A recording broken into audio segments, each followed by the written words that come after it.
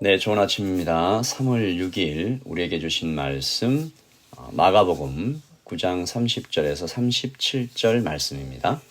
그곳을 떠나 갈릴리 가운데로 지날새 예수께서 아무에게도 알리고자 아니하시니 이는 제자들을 가르치시며 또 인자가 사람들의 손에 넘겨져 죽임을 당하고 죽은 지 3일 만에 살아나리라는 것을 말씀하셨기 때문이더라. 그러나 제자들은 이 말씀을 깨닫지 못하고 묻기도 두려워하더라. 가버나움에 이르러 집에 계실새 제자들에게 물으시되 너희가 길에서 서로 토론한 것이 무엇이냐? 하시되 그들이 잠잠하니 이는 길에서 서로 누가 크냐 하고 쟁론하였음이라. 예수께서 앉으사 12 제자를 불러서 이르시되 누구든지 첫째가 되고자 하면 무 사람의 끝이 되며 무 사람을 섬기는 자가 되어야 하리라. 하시고 어린아이 하나를 데려다가 그들 가운데 세우시고 안으시며 제자들에게 이르시되 누구든지 내 이름으로 이런 어린아이 하나를 영접하면 곧 나를 영접하며 누구든지 나를 영접하면 나를 영접함이 아니요 나를 보내신 이를 영접함이니라. 아멘. 하나님의 말씀입니다. 한번 더 읽으시면서 묵상하시겠습니다.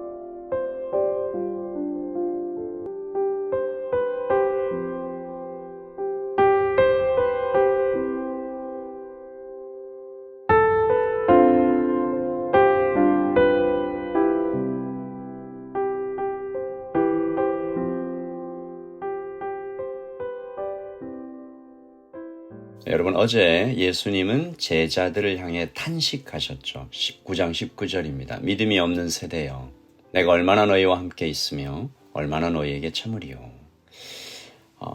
마치 부모가 자식을 향해 너 언제까지 그렇게 살래? 이제 더는 못 참겠다. 뭐 이런 느낌으로 보일 수 있습니다. 반은 맞고 반은 틀립니다. 이 제자들의 믿음 없음, 즉 아직도 예수님을 잘 모르고 있는 그들을 안타까워하시고 슬퍼하시는 것도 맞지만 예수님에겐 또 다른 중요한 이유가 있었죠. 실제로 시간이 얼마 남지 않은 것입니다. 그날이 가까이 다가오고 있었습니다. 30절이죠. 그곳을 떠나 갈릴리 가운데로 지날새 예수께서 아무에게도 알리고자 아니하시니 이는 제자들을 가르치시며 또 인자가 사람들의 손에 넘겨져 죽임을 당하고 죽은 지 3일 만에 살아나리라는 것을 말씀하셨기 때문이더라.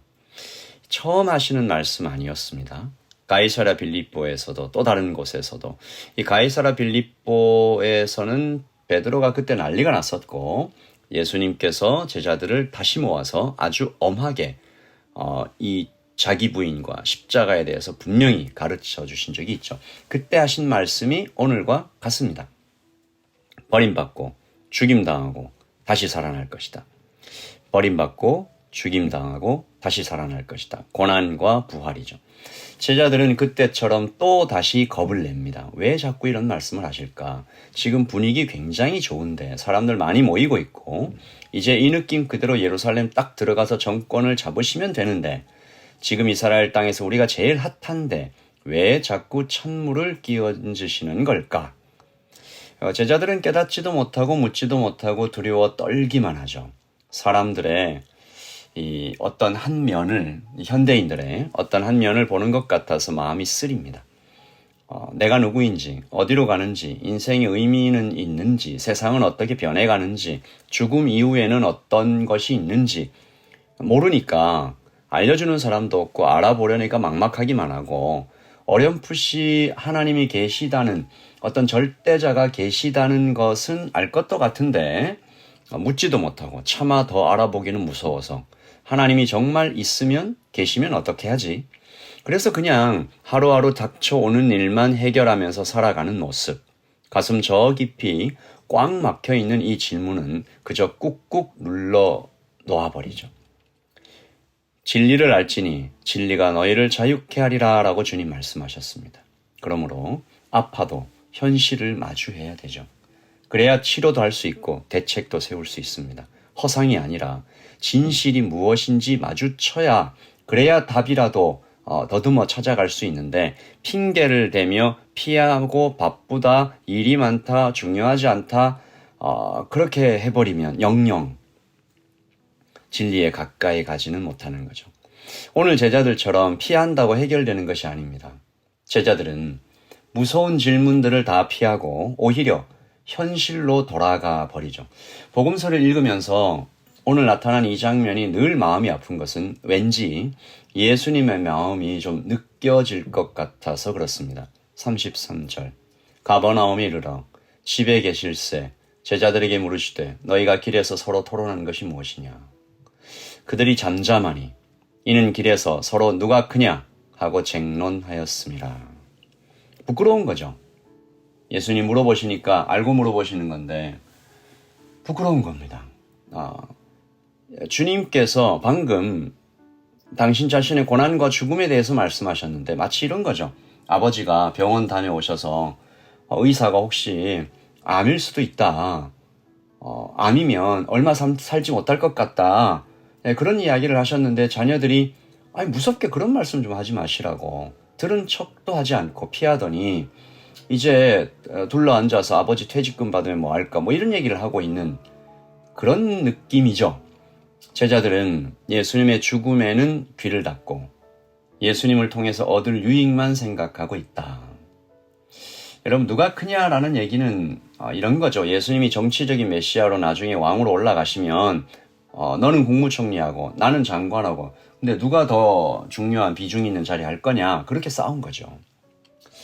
예수님의 마음이 어떠셨을까?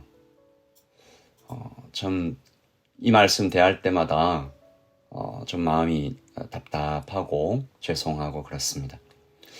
하지만 예수님은 그 마음을 누르시고 제자들을 다시 가르치시죠. 낮아지는 것이 높아지는 것이다.